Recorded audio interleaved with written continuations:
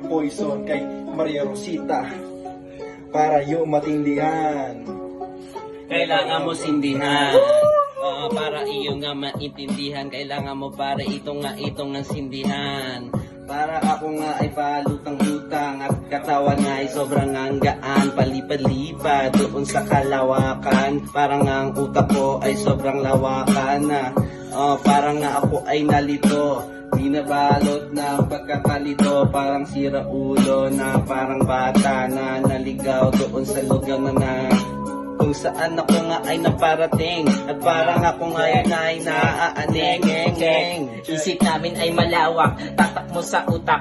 Titilay walaga namang batak ng mga ulan. Dito lang kami, di pa rin kami kahit masipag o kaya masilaw sa buwan.